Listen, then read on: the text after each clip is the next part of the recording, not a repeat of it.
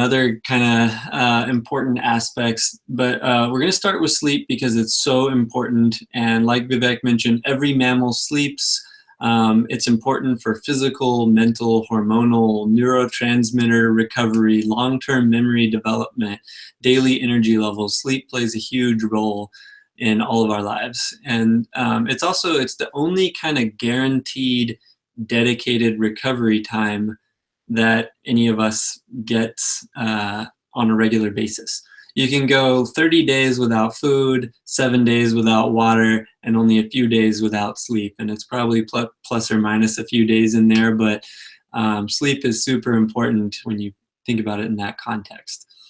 It's also another thing to consider real quick before we dive into the HRV piece of it is sleep deprivation or kind of chronic sleep loss or reduced sleep quality is kind of dangerous also because you can get used to it. So it's not always easy to understand or to feel when you're lacking of quality or quantity of sleep because you can feel fine or you can feel normal when you've slowly kind of accumulated sleep deprivation or poor quality over time.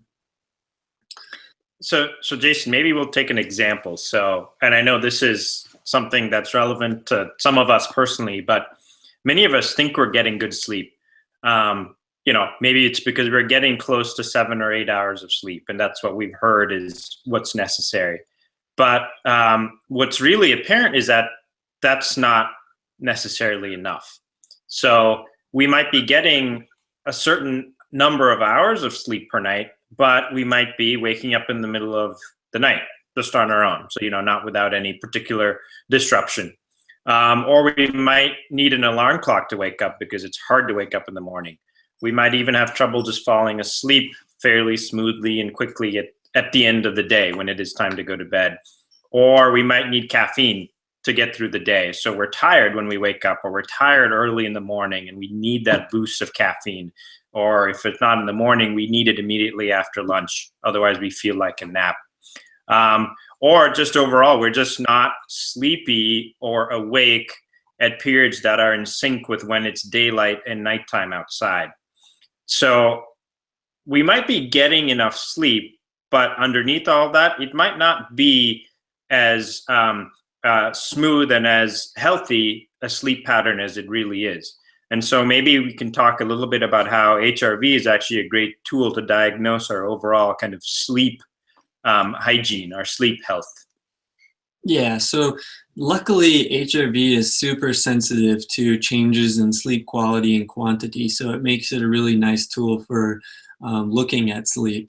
And there's a lot of interesting research on the relationship between sleep and HRV, and we'll post some links to different studies and things that we talk about. But basically, study results show that heart rate variability during short resting periods is kind of like an independent index of sleep efficiency, and it can also be used as a clinical biomarker of sleep quality, which is really interesting. And sleep can kind of be broken down into two kind of discussions. One is the quantity and one is the quality of your sleep. And both of them kind of are connected, of course, and quantity can definitely contribute to a feeling of quality. But we're going to kind of talk about them separately. Quantity is like what everyone talks about. You need to get more sleep, or you need to get 8 to 10 hours of sleep per night, right? And the quality side of things, as we're talking about it here, is a little bit less broadly understood, and it's just as important and perhaps even more actionable. And we're talking about like how much deep sleep you get, how much REM sleep, and basically like how restorative is the time that you spend sleeping versus how long are you spend sleeping, which is the quantity aspect. And quality includes things like circadian rhythm, which is tied to hormonal patterns and energy levels, and the tired and wired flip-flop when you feel like at night maybe sometimes it's harder to get sleep, but during the day you feel tired, and changes in hormonal patterns like we mentioned, like cortisol throughout the day. All these things affect sleep quality, and we're going to talk a bit about more of each of them. Let's start with the morning HRV value and how that can be useful for optimizing sleep. So if folks have heard me talk about heart rate variability before, a lot of the emphasis is put on measuring HRV first thing in the morning, pretty soon after you wake up. And the reason why is because there's so much decision-making ability that comes from measuring HRV at that time during the day.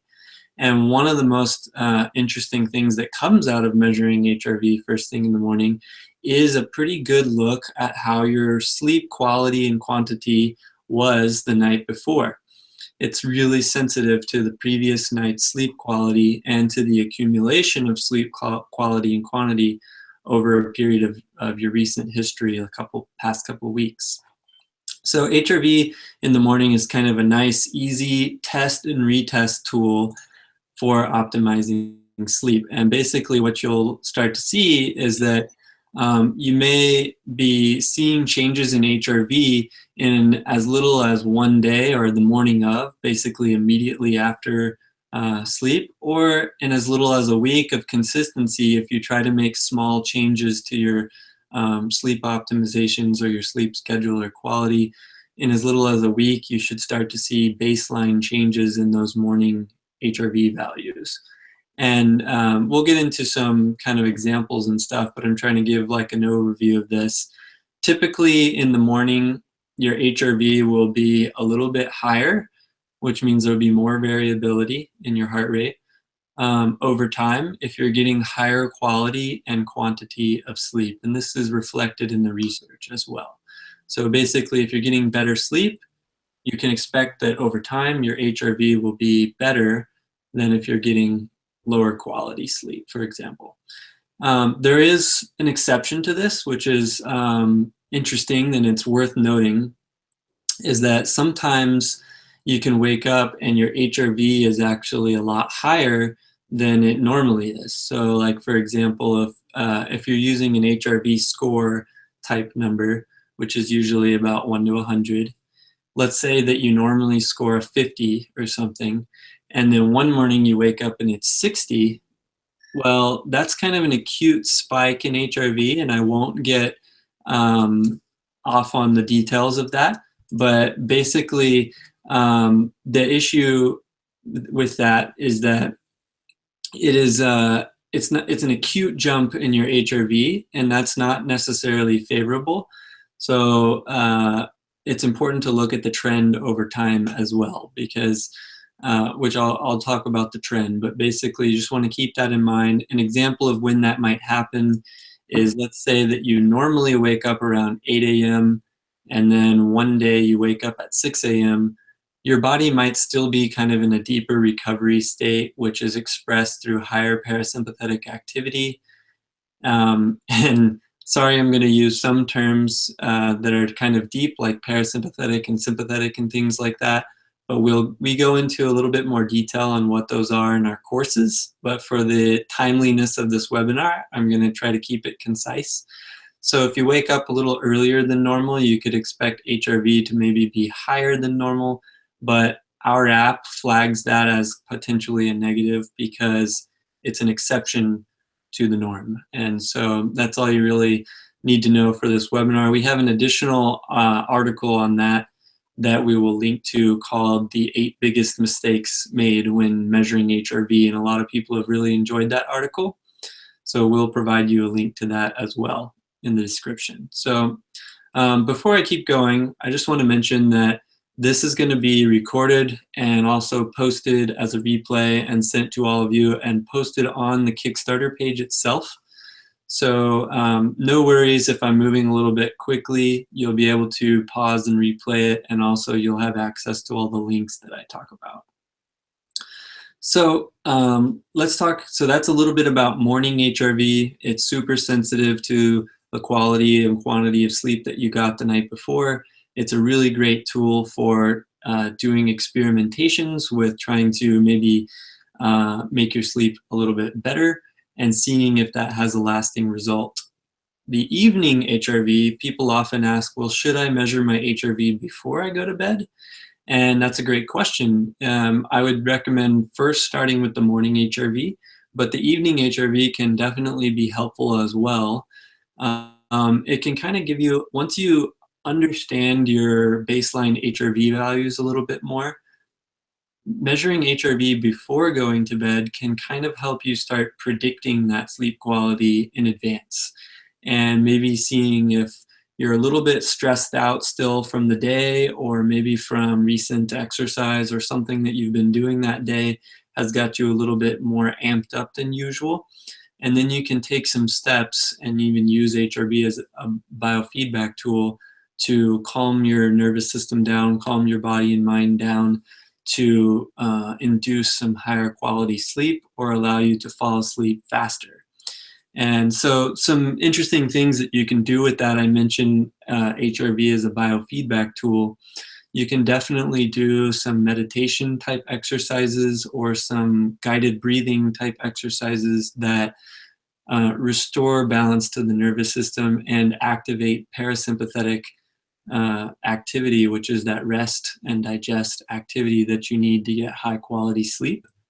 If you are going to do some type of breathing pattern in the evening to get ready for bed, then I would recommend focusing on deep but natural breathing with an emphasis on the exhale of those breaths. So there's different breathing patterns that can be powerful for different goals, and particularly relaxation should be focusing more on the exhale, because the exhale has the strongest parasympathetic activation, and that's what you want when you're relaxing. And so nice deep exhales and then natural but deep inhales are a great kind of outline for relaxing in the evening.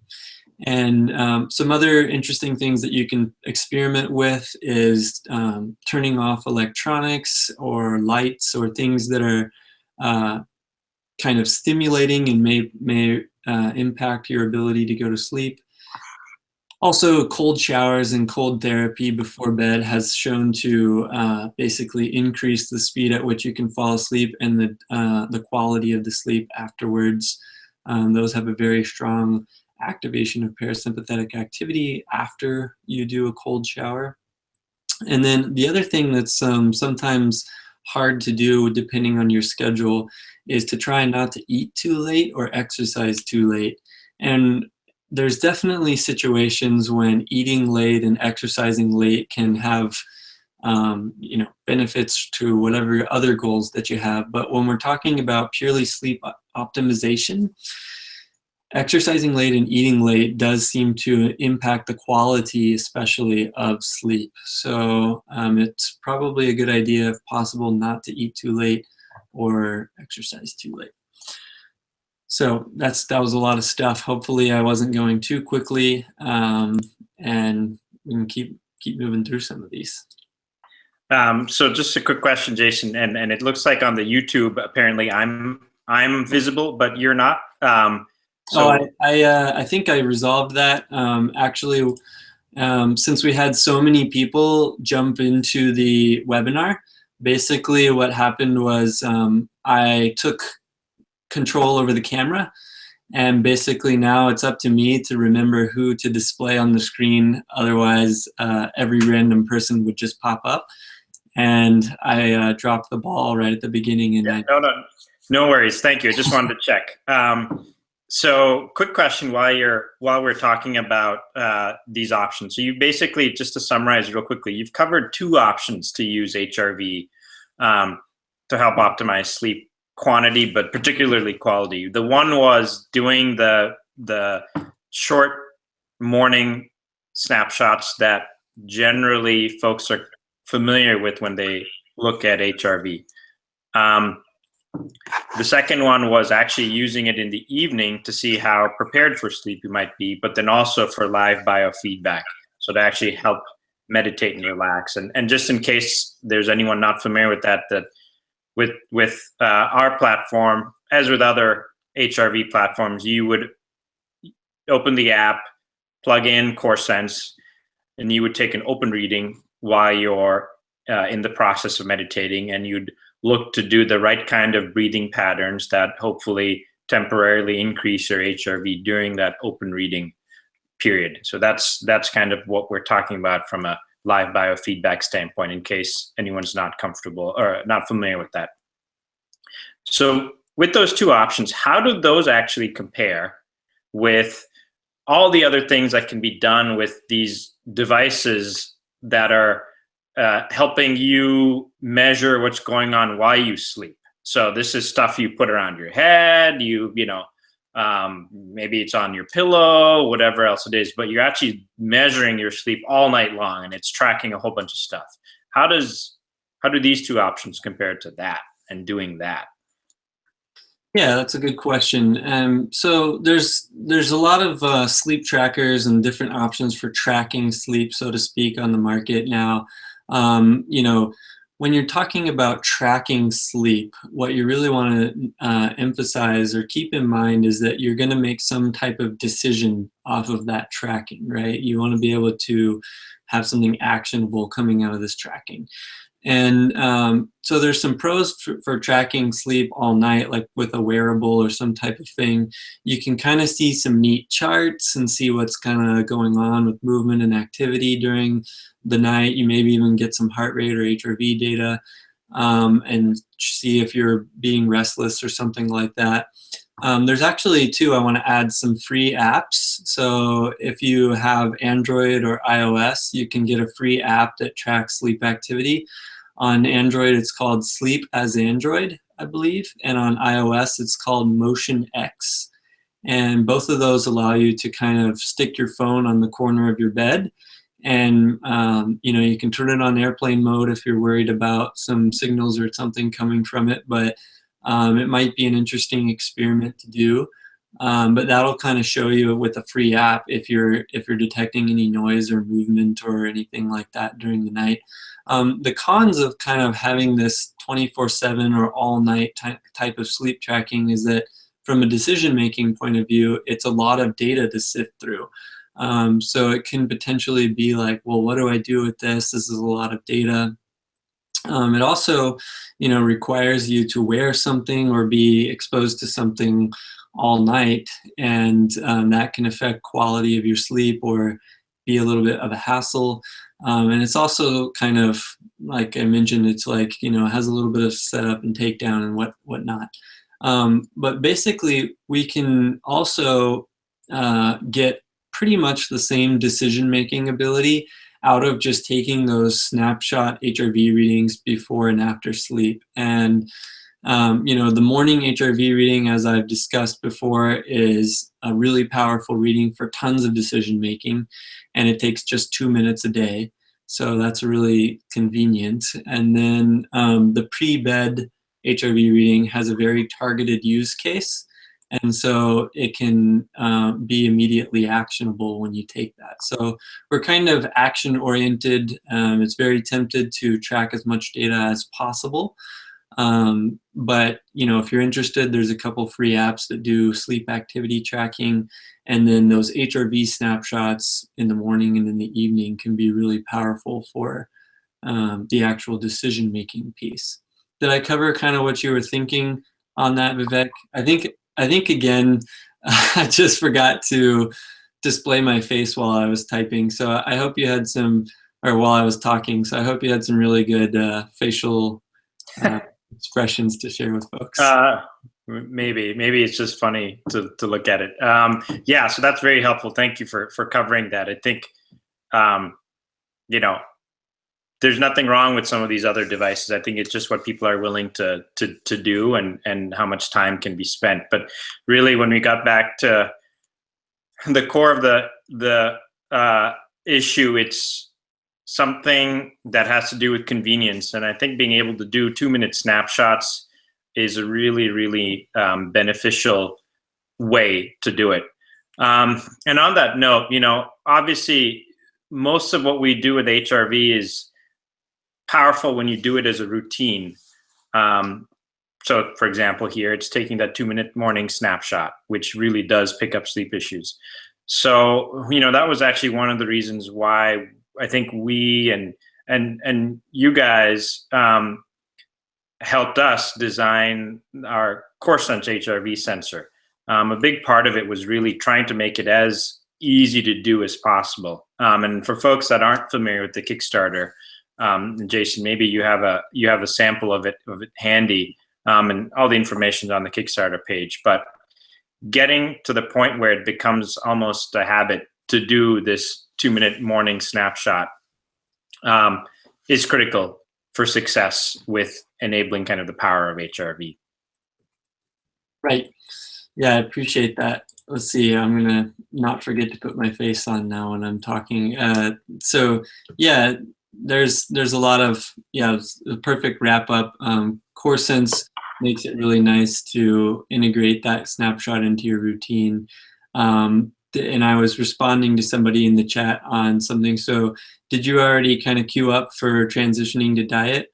Yeah, so let's maybe unless there's a ton of questions, we can table some of those around sleep, and let's transition to diet and nutrition. And that's great, because what I want to make sure we cover is, I think most of us are told right from childhood. I know I'm doing it with my 4-year-old daughter. We're all told to eat the right things, and we know we need to eat the right types of food for growth, for recovery, to be healthy in the long term. But I think what a lot of folks aren't aware of is it's not just about eating the right things.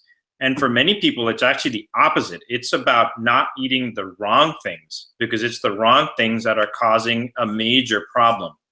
And speaking from personal experience too.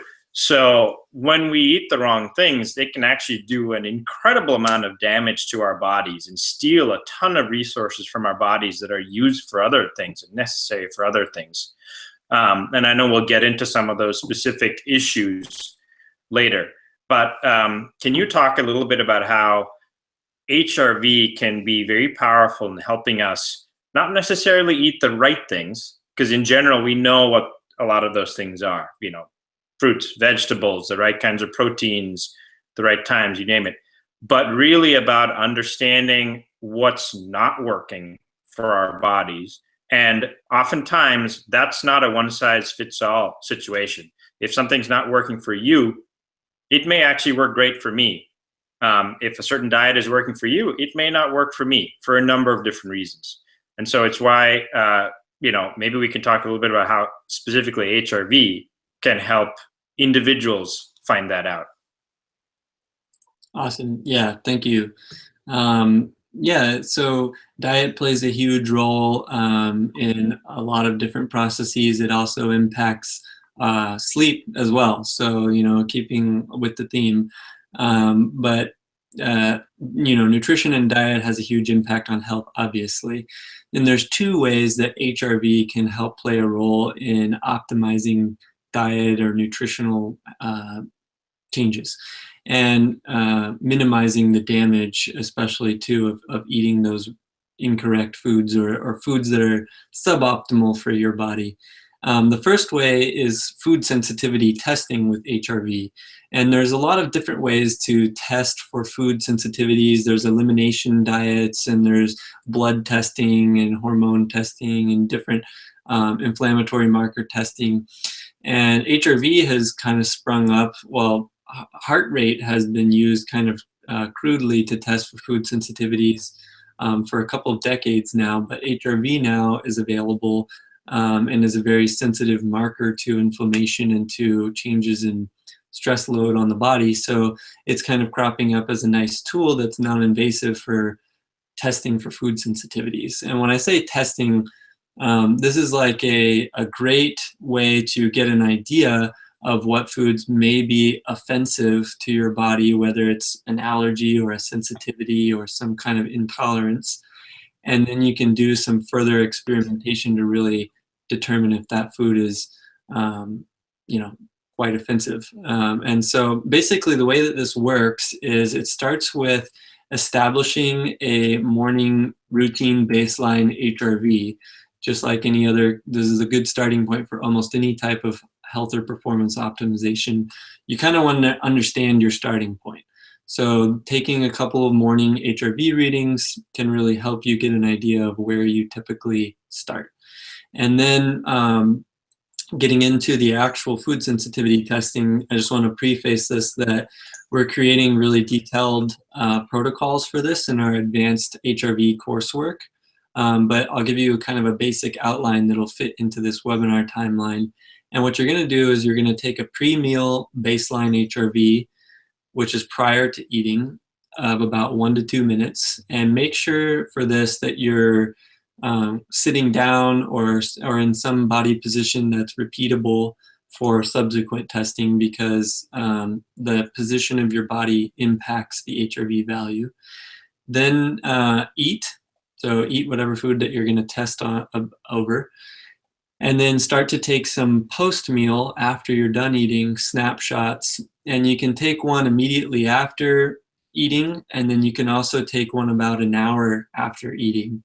And if you really like to get extra data, then you can take one 30 minutes after eating, an hour after eating, and 2 hours after eating if you want some additional data points to look at. Alternatively, I'll talk about what you're looking for here briefly in a second, but alternatively to taking snapshots, you could take one long continuous HRV reading, and then you could analyze that one long reading to see how HRV rises and falls throughout that reading. But that's a little bit more challenging, and you have to also really closely account for whatever you're doing during that hour. So when you're doing the snapshots, you can sit down again in the same position, give your heart rate a couple seconds to stabilize, and then take that snapshot. Because if you're moving around and things like that, it's going to impact your heart rate and your heart rate variability. So recommend to just go with the snapshots over the long continuous reading in that case, because there's a lot of extra noise in that long continuous reading. And what you're looking for generally is there's something called the COCA test, which is COCA test, and that's a heart rate only test that's been around for a while. That's looking to see if after eating your BPM, like your beats per minute of your heart rate, goes over 16. If it elevates 16 beats per minute or more, then that has been shown in Dr. Coca's research in the past to correlate with some potential food sensitivities. And HRV, being a little bit more sensitive to this type of stuff, actually there's a lot of exceptions to the heart rate testing. HRV seems to be a lot more sensitive. If you're seeing greater than a 10-point HRV score shift, then that might be cause for concern. And again, that's on that 1 to 100 HRV score scale. And then, so if it's changing more than 10 points in the period following eating. And then also, the reason why I emphasize getting an idea of where your starting point is because everybody's sensitivity is different. And so I think a really good protocol is to test different types of foods and see what your individual response is, because you're going to get a response with heart rate and heart rate variability just from eating. So something that's really unlikely to be inflammatory, like maybe carrots, will still cause some type of response just because you're doing something like eating and you're activating these processes. So you want to kind of get a little bit of a feel for what your normal response to eating is. But like I mentioned, we'll give some more detailed protocols in our advanced HRV course on that, but that's a pretty good outline to start with. And then the other way, which is just as important, if not more important in some cases, to use HRV to optimize diet and nutrition, is to look at changes over time. And so diets are not one size fits all. People recommend diets based on what works for them or their clients, but that doesn't always work for everyone, and it may not work the same way for you. So it's important to keep your eyes open when you're doing some different changes to your diets and nutrition. And HRV snapshots over time can kind of help you gain the awareness about this. And so basically, if you're really sensitive to some type of change in your diet, like let's say that a good example would be if somebody had celiac and they didn't know, and then they eliminated gluten for the first time, they might see some really immediate changes in their HRV, and in, immediately or in as little as a few days for kind of those high sensitivity or allergies or extreme sensitivities. So common examples of those would be gluten, dairy, and soy that people run into their testing. Another one that seems to show up pretty rapidly is if people experiment with different types of fasting. So intermittent fasting, where you compress the eating window or skip a day of eating or something like that. It's not recommended for everyone, of course, but if you give that a shot, monitor your HRV. Some people have seen their HRV increase when they start to intermittent fast, almost immediately. And then there's other changes that can take a little bit longer to show up in the HRV trend, like 5 to 10 days, for example. And those kind of are a little bit less extreme cases, but they often are tied to changes in macronutrient patterns, like carbohydrate cycling, for example. One good example, and if you've heard my podcast, you may have heard this example, is that Alyssa and I, our core team members here, Alyssa and I, did a ketogenic diet, and we were tracking our HRV, our blood glucose, our blood ketones, and our urinary ketones throughout the implementation of a ketogenic diet. And basically, okay, just as an aside too, there's a lot of different variations of the ketogenic diet. We were eating healthy fats and also including a lot of vegetables. So, we, kind of isolating some variables there. But basically, our HRV tanked completely when we went on the ketogenic diet. For weeks, our HRV was the lowest it had ever been in the years that we've been tracking HRV. And we also started to feel really bad too after a while. And so we only had time to do it for 4-week periods. So there could have been some temporary adaptation period to that was causing a temporary drop. Or there's some other factors that may have been involved that maybe allowed us to know that a ketogenic diet was not the right diet for us at that time. And that was a couple of years ago. I found out later that I had some gallbladder issues, which is important for fat digestion, and a ketogenic diet is typically a fat-heavy diet. So there's a lot of experimentation you can do. Others have had the opposite experience where on a ketogenic diet, their HRV went up and a lot of other health markers went up. Another example is carb cycling. So similar to a ketogenic diet, a carb cycling type diet may be ultra low carb most of the time, and then introduce periods of kind of what they call refeeds, where maybe once a week you eat a lot more carbohydrates or something like that. And basically people use these typically for temporary weight loss type or fat loss type protocols, but they can have a positive and negative effect on your health and over the long term. And what we've seen is some interesting reports of when somebody does ultra low carb for a while, their HRV started to go down throughout the week. And also then they started noticing that they were not feeling as energetic or well. And what they started doing was when HRV started going down, they actually did a carbohydrate refeed and ate a bunch of carbohydrates. And immediately the next day, their HRV was back up to normal levels. And so then they started using HRV as a gauge for when they should reintroduce those carbohydrates and refeed to try to be on this carb cycling diet. So it's quite interesting. Another one is meal frequency. We kind of talked about intermittent fasting a little bit, but basically you can kind of experiment with whether or not eating more smaller meals throughout the day or fewer larger meals throughout the day seems to agree with you more or less, and HRV can help guide you on that. And as mentioned, whenever you're making changes to a diet or nutrition, there can be short adaptation periods where, things feel a little worse or get a little worse before they get better. So it's important to keep that in mind when you're doing this type of experimentation. The last kind of segment of that is more subtle changes that take place over longer periods of time. And what we're talking about there is like 30 to 60 days for some of the more subtle changes that can happen when you make changes to diet and nutrition. And one of the most important aspects of that is inflammation.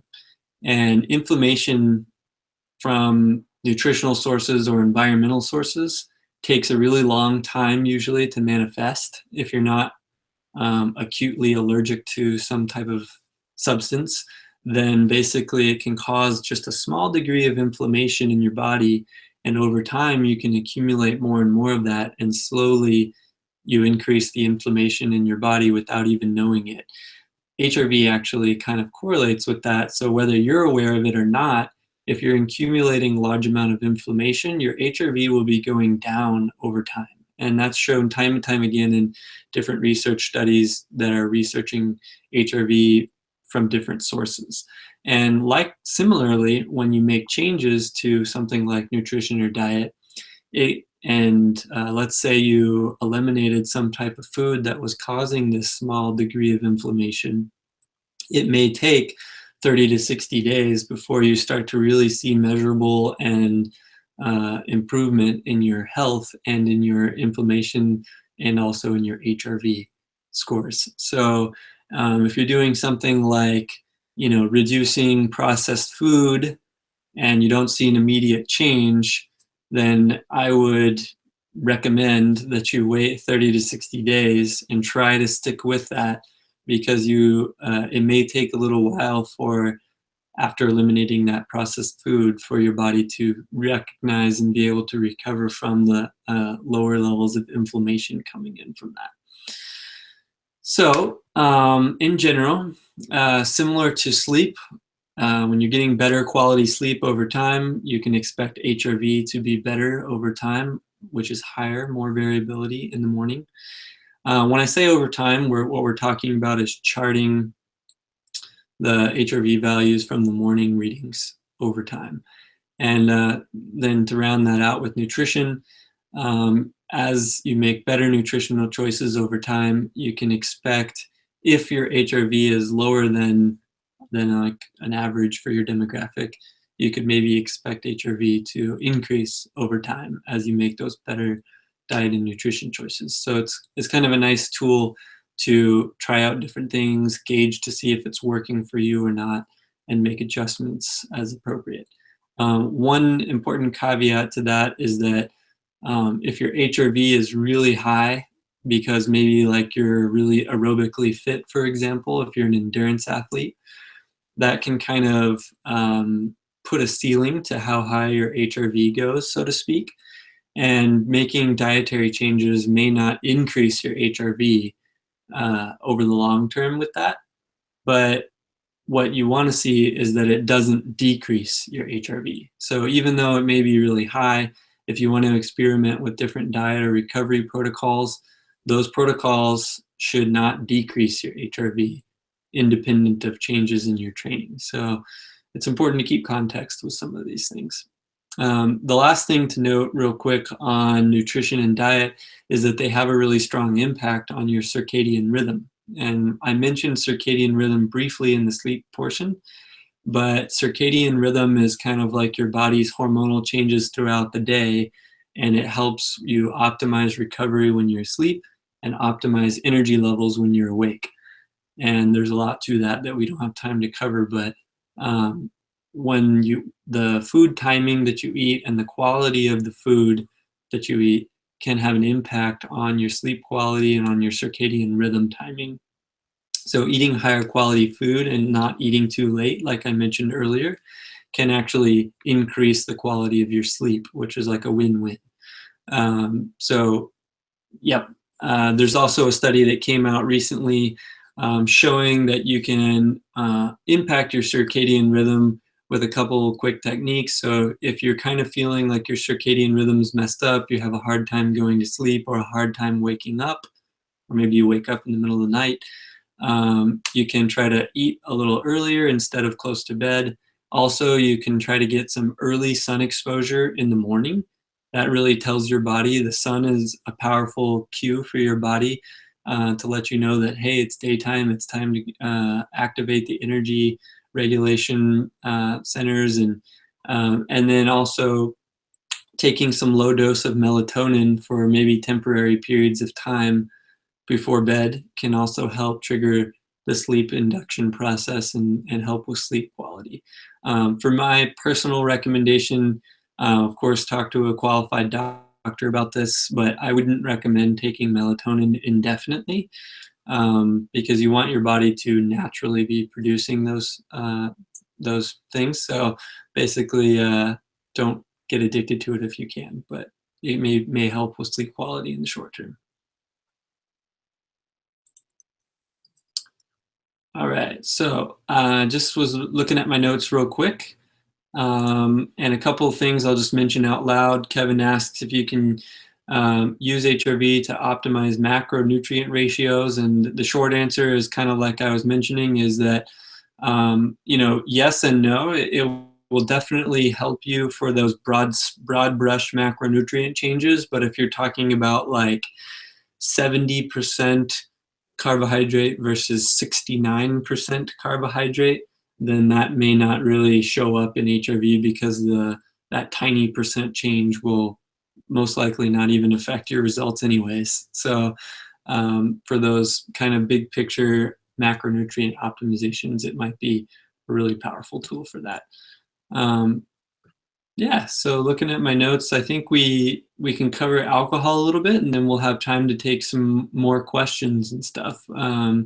Hey, Jason, sorry, it's Vivek. Real quickly, if you can see me, so you did, just to quickly sum up before we jump into alcohol. I know we covered a lot of different concepts there, but I know one way you've described it in the past that's great is from a food and nutrition standpoint. There's almost 4 different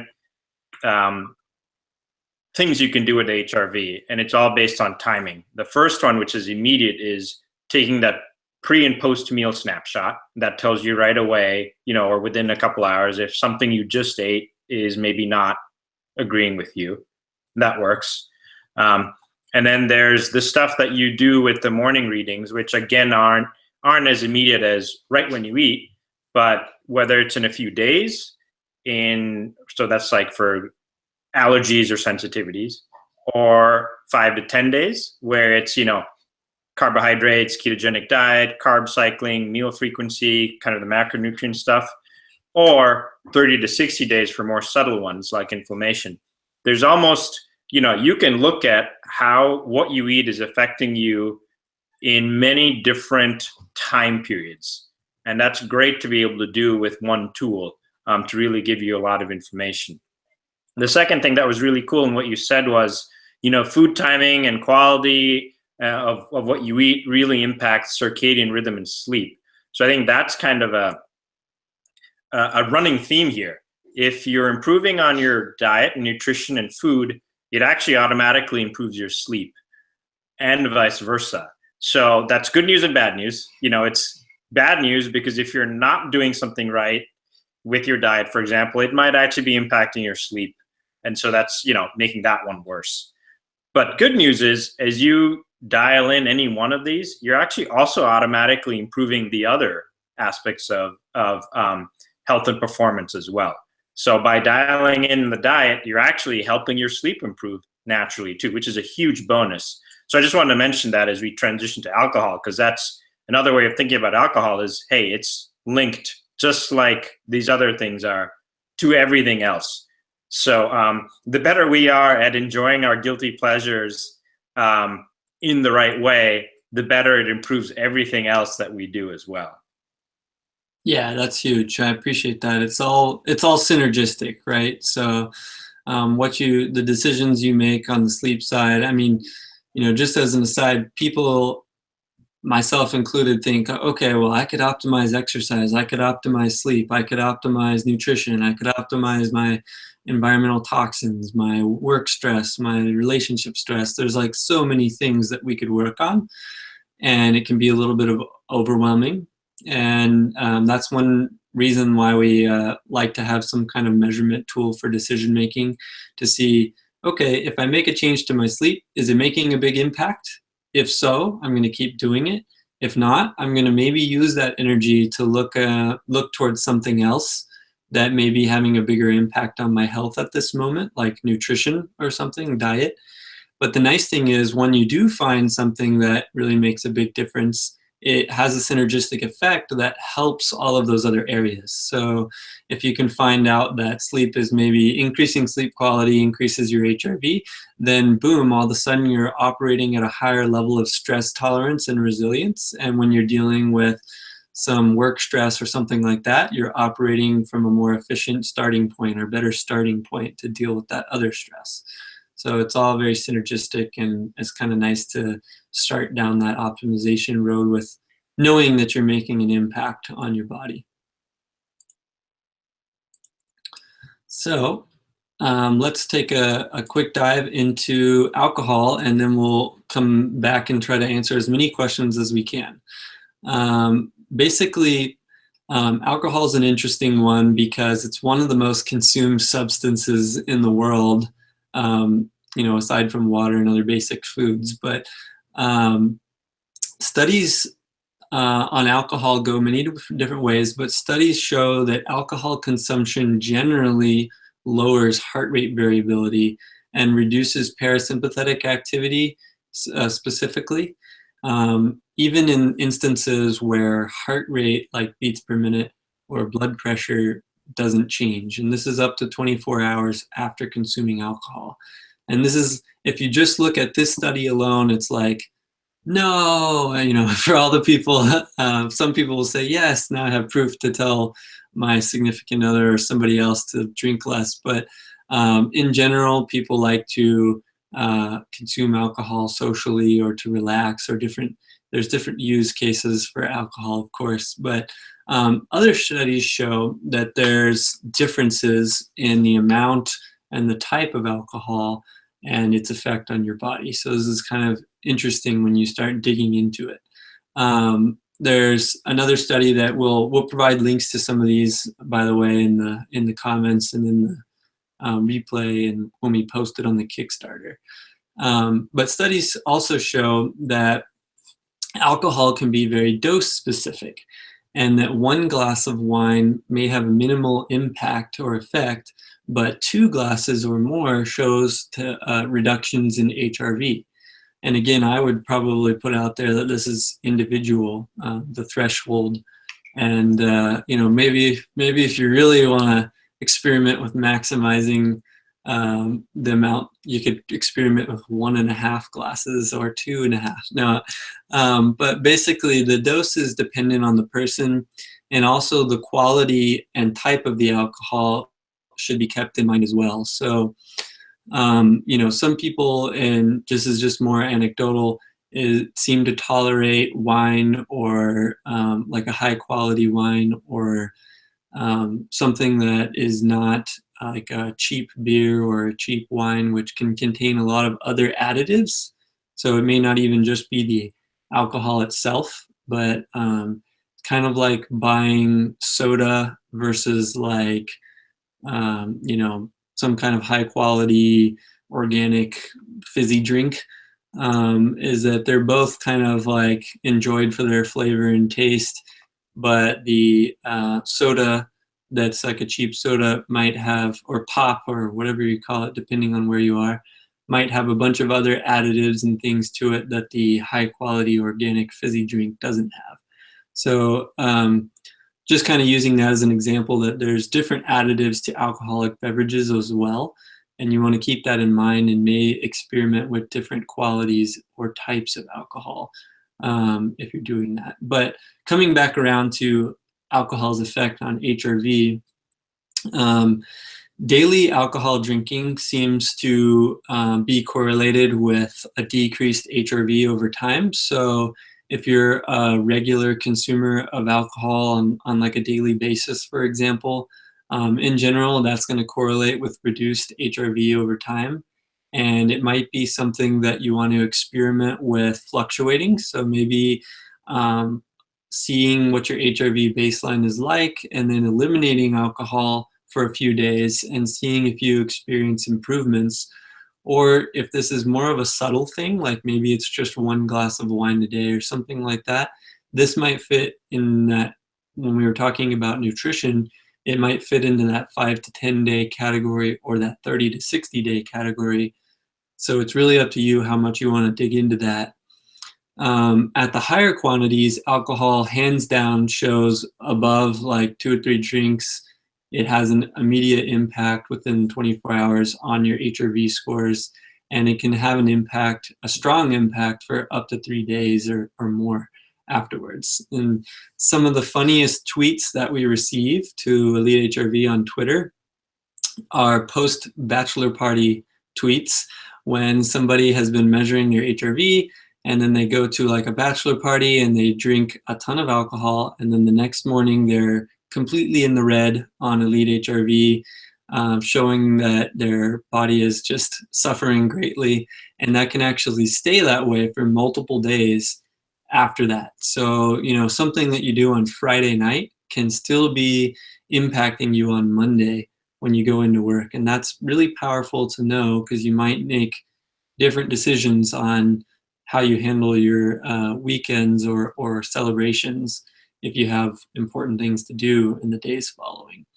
And so, you know, I mentioned that alcohol kind of has a lot of use cases. I mentioned kind of the just helping you relax kind of evening drink that a lot of people like to use. You may want to experiment with abstaining from that periodically, if nothing else, just to kind of give your system a reset, give your liver a reset, to kind of also reset your sensitivity to the effects of alcohol. Because, you know, similar to other kind of substances, is that you can become a little bit adapted to the effect, and then it may take more and more alcohol over time to elicit the same kind of calming effect that you're looking for, the buzz that you're looking for. And that depending on the dose and the type of alcohol, there may be a lasting impact, and it may show up as soon as the morning after, or it may show up more as a kind of longer term trend. So that may be something that you want to experiment with. It's also really important to note that you know, there's a ton of things that we could drill into, like when you consume alcohol, it immediately shuts off your fat burning centers, and you start to burn alcohol for fuel, and then you end up storing the calories that you eat afterwards, and all this other discussion. But one of the really important things to highlight is that alcohol consumption does have a strong impact on sleep quality. So a lot of times the temptation is to use alcohol as a tool to relax and to help you fall asleep. And if, you know, that's a sticky situation, and if I was to give somebody one-on-one advice where I had a lot of context and was able to speak to them and understand the whole situation, I would say sometimes there are probably good cases for that. But in many cases, I think there are other tools that have a similar calming effect with practice, especially, that don't so negatively impact sleep quality. And so there are plenty of studies showing that imbibing alcohol prior to sleep may help you fall asleep, but it may also reduce the quality of that sleep drastically. And similarly, you know, while we're talking about alcohol, we can talk about caffeine a little bit, because caffeine's another one that is very regularly consumed and also plays a similar role in that kind of energy regulation juggling that we're all doing.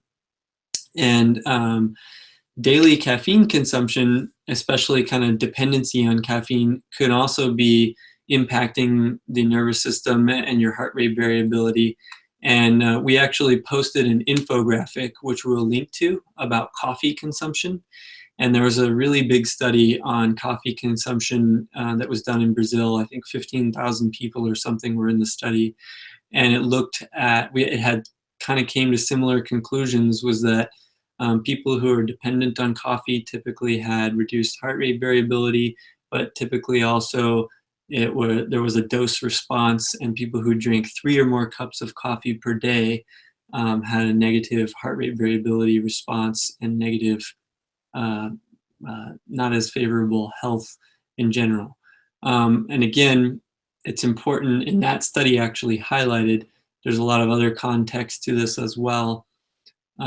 So doing some experimentation using HRV to see if you're getting an immediate impact or a long-term lasting change may help you make better decisions and may help you justify making other decisions. So if you know that you're going to celebrate on the weekend, then there may be some extra recovery techniques that you could implement to mitigate some of the damages, like making sure that you're very hydrated after consuming alcohol, making sure to eat high quality foods and trying not to binge on low quality foods in conjunction with consuming alcohol and in the days following. And there's other things that you can do to kind of help mitigate that damage and kickstart the parasympathetic and recovery activity following consuming alcohol. So that's what I had on that. Anything else? Jason, real quickly, because I know we're running pretty tight on time. I think if you're okay, I might actually just sum up quickly and then just point people to where they can get more information from a course standpoint, if that's okay. Yes, sounds great. So, okay, great, thank you. So we covered a ton of ground here in the past hour. So we talked about sleep. We talked about the fact that there's 2 tools or 2 ways HRV can help improve sleep. One is with the morning readiness readings at rest and tracking and testing various changes to sleep. And the second one is actually helping meditate before sleep and helping relax before sleep, so the resulting sleep is better. With nutrition, there's several different ways HRV can help, whether it's an immediate snapshot right after eating or measuring HRV through those morning snapshots, either a few days after, a week or so after, or a month plus after. And then on alcohol, it's, again, because these things are so individual and different by different people, it's looking at how alcohol consumption, either the type of alcohol or the amount of alcohol, affects that morning readiness reading again. And it might take some testing with absolutely no alcohol to understand what the effect is over time. Similarly on the caffeine side of things as well. The other summary point here is everything is related. So changes to sleep, alcohol or diet or caffeine impact everything else. So good news, changing one thing can help synergize and benefit in other ways as well. This is a ton of material to cover on a webinar.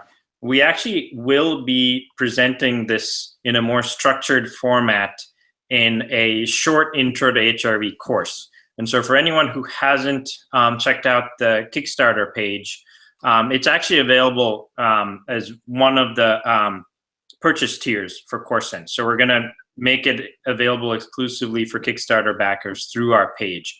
The way to do that is to go there and select the Kickstarter Extra Special tier, where you can see that you'll get the course for free as well as the CourseSense itself. And on that note, really, the whole reason we brought the product out is to make this routine HRV tracking as easy as possible. So you're not having to, fiddle with chest straps, trying to size it, wetting the leads, or using kind of more complicated devices to test your HRV. So the easier we can make it, the more accessible it can be for everyone, and the more accessible these benefits are. So we just love for you guys to check it out, and definitely give us feedback when you check out our Kickstarter page as well. So I'll hand it back to you, Jason, but I just wanted to kind of give folks a quick summary of that. Awesome. Yeah, thanks, Vivek. Yeah, I mean, it's been great. We're going to take a few more questions and answer a few more things right now. But as Vivek mentioned, we'll post the replay to this on the Kickstarter page, which we have links all over elitehrv.com. So if that's the easiest way you can find the Kickstarter for CourseSense, then go for it that way. And we really appreciate everyone's support on that. So real quick, Gerald had a question. Can we talk about decision making when in life we can't, in real life, we can't just eliminate all the variables, right? We can't just pause all of life to test one thing at a time. And that's a great question. And essentially, the nice thing is that once you start tracking HRV in the morning over time, you can kind of get an idea of what the biggest movers are for you almost by gut feel. And if not, if there aren't any big movers that pop out immediately to you, then that kind of helps indicate that in general, things are consistent enough to where if you make some type of big change, you will see changes in that HRV value. So, things to keep in mind is like, if you only exercise once per week, for example, then maybe don't make your alcohol experiment on that same day, right? Because maybe that exercise will have a big enough impact on your HRV to kind of skew your experiment a little bit. But if you're exercising 4 or 5 days a week, for example, then most likely you'll get a pretty good idea of how HRV will be changing as a result of those exercises after doing it for a couple weeks. And then any of those days might make a good experiment day for doing like an alcohol abstinence challenge or something like that. The nice thing too is that when we're talking about acute changes in your experimentation, is that can be where the trickiness is. If you have like a very kind of all over the place HRV score or something like that. But what I find is that if you have a lot of just accumulative stress from different sources, is that HRV actually ends up becoming a little bit more consistent. You see a consistent trend of what your baseline values are. And so maybe my answer was a little all over the place, just like what I was thinking about the experimentation, but your baseline HRV will always be kind of in a similar range, and that is what you're hoping to influence over time. So if that makes sense, your acute changes in HRV are interesting and important for trying to see what works and what doesn't.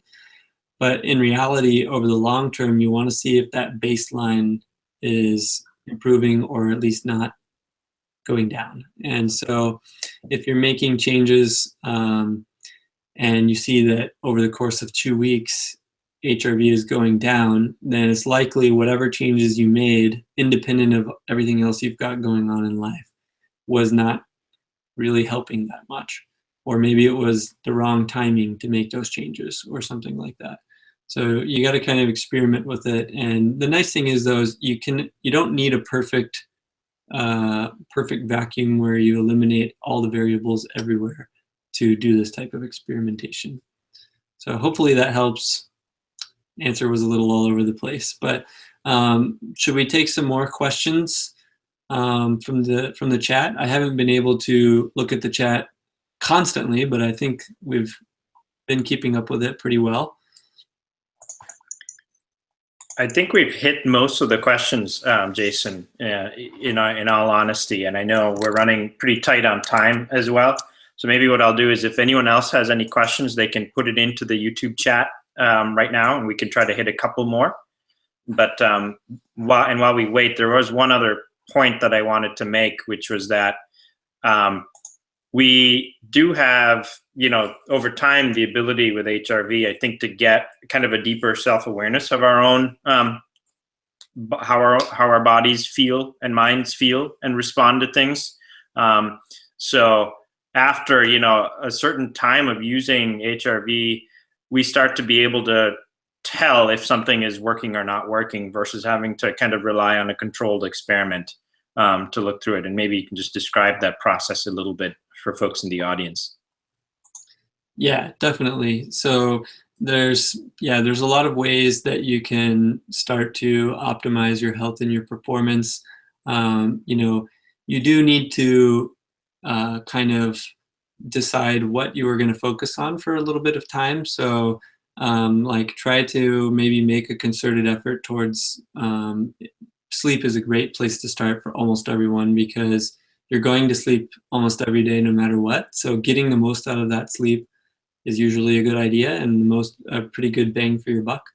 But as kind of Vivek was mentioning, there's a lot of different protocols and recommendations out there for ways that you can improve sleep or diet or health or just performance in general.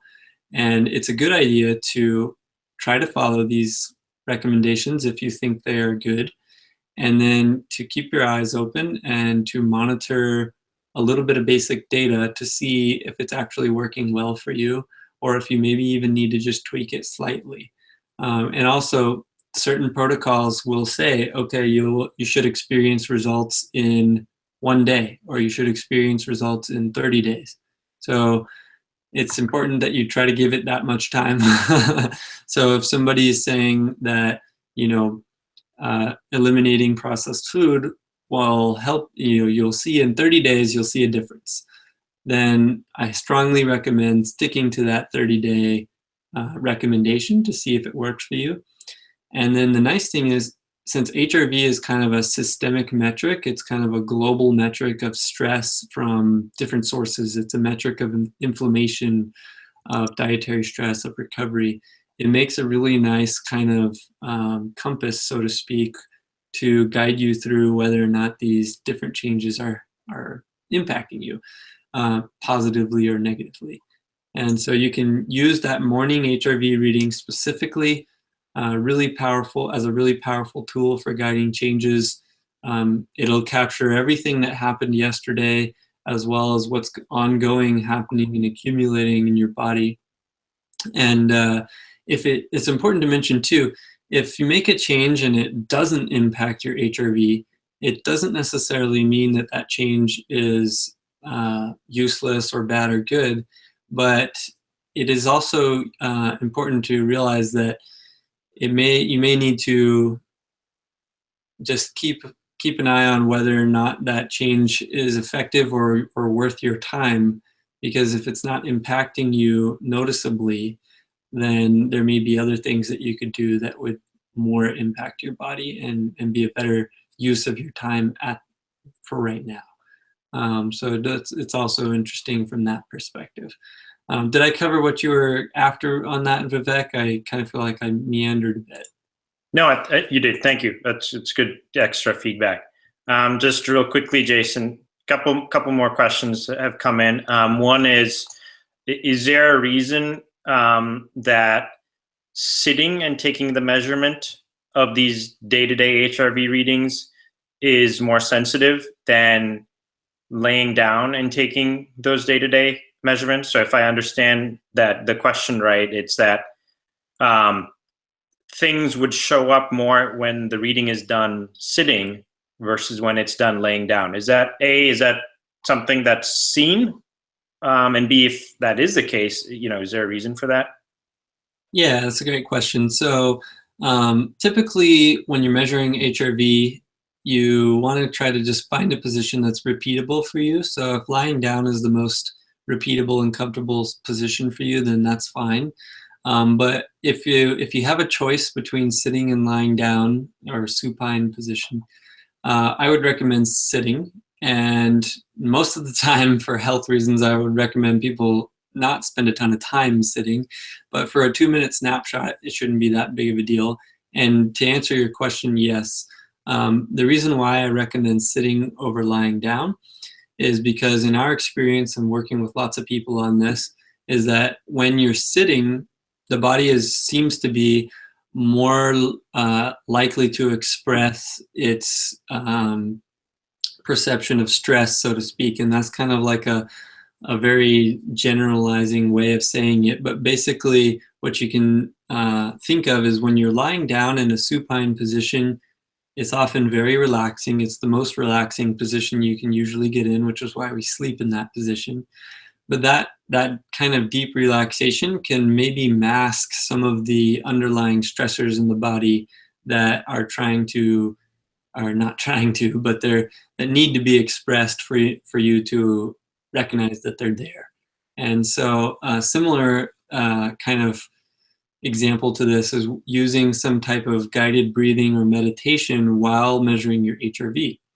So if you are using some specific breathing pattern, or you're trying to purposefully relax your body while measuring, that can be a great tool for relaxing, but it can also mask some of the stress that you may be wanting to measure in that morning HRV measurement. So for the morning HRV measurement, where you're really just trying to learn what's going on about your body in that moment or in that time, is you should basically just sit quietly and not follow a specific breathing pattern, and just relax, and let your body express the natural stress that it's under at any given moment during that morning reading. Jason, we actually got another follow-up question. Is there, for folks that have been measuring it lying down, how long should they wait until the app kind of reestablishes the right kind of baseline readings if they're adjusting now to taking it while sitting?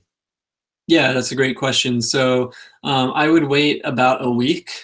So basically, if you're going to switch reading positions, this goes for anybody. If you're switching reading positions for morning readiness, and you've been taking it in one position, you want to try a new position, then just change to the new position on a week that you feel like you don't have to make a lot of changes, and then just wait a week, take readings in that new position.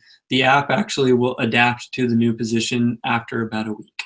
And so I did this a couple of years ago. I switched positions, and you see in my trend like a change on that week. But then basically you start to see that I get a little bit more fluctuation when I switched to a sitting position.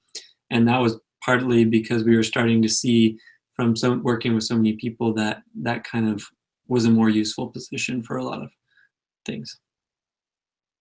Great. So we can maybe hit two more questions. One of them is one that I think we get fairly often, is if folks are not sleeping for 8 or 7 hours at a stretch, but maybe breaking that up for whatever reason, maybe it's work related, maybe it's something else, into a couple different blocks. Does that typically count as, the sum total of 8 hours sleep if it's 2 4-hour blocks, or is it maybe not as effective? And I know the answer to that is it depends on the person and on other factors, but maybe you could just quickly elaborate on that. Sure.